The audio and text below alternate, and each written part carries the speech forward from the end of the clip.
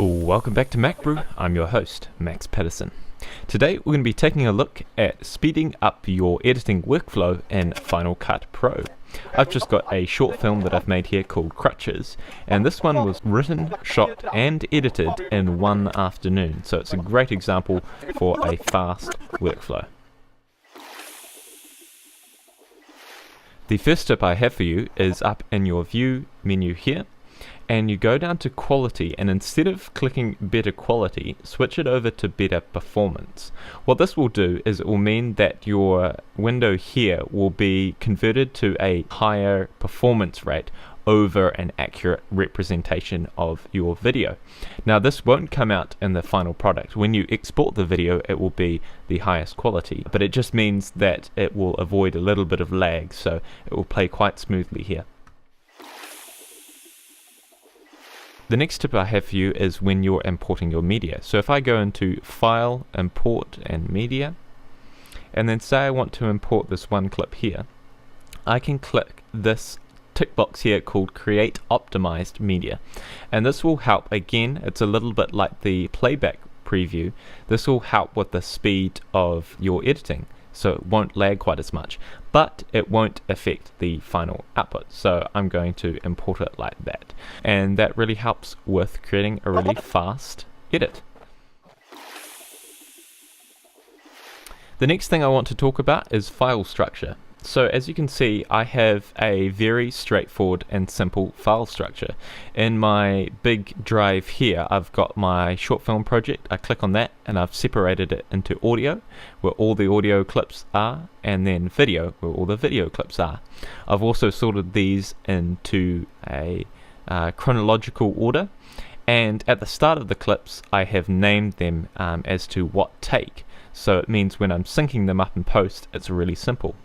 The other really handy thing is I've gone through and I've deleted any audio clips where there aren't anything recorded, so that as you can see down here, when I put the video and audio down, they all follow on from each other. So every single audio clips, there's 24 audio clips, and with the exception of these last few ones, there are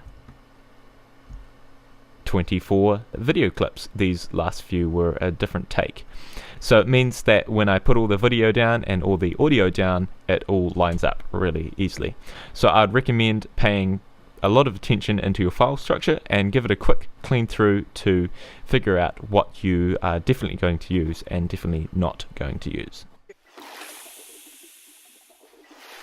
The next tip I would advise you do is when you import your footage is to put it all in one timeline and then work your way through that. Rather than waiting on other footage to arrive or compiling some, I would suggest putting all your footage down and then start to make your edit.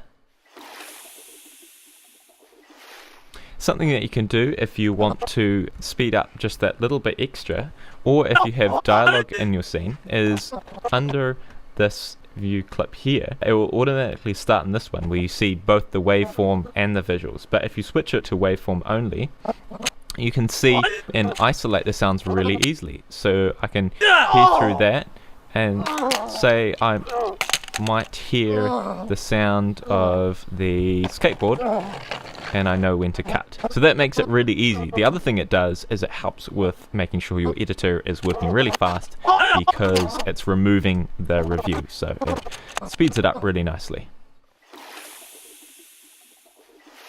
The last thing I want to talk about is not to review too often. Now this is something we often fall into the trap of, but that's essentially when you start editing, I would suggest edit the whole way to the end before you do your reviews. This is a little bit like writing. You want to write your first draft first before you go back and look at it. When you keep going back and reviewing these same parts, you're not being as efficient for your time. You're only going to pick up on a few small things, and you're often a lot better if you have a bit more time before you come back and review it. So I'd suggest make your rough edit, then come back and then start to review your footage. I hope you found this tutorial helpful. This has been Max from MacBrew, and I'll catch you in the next video.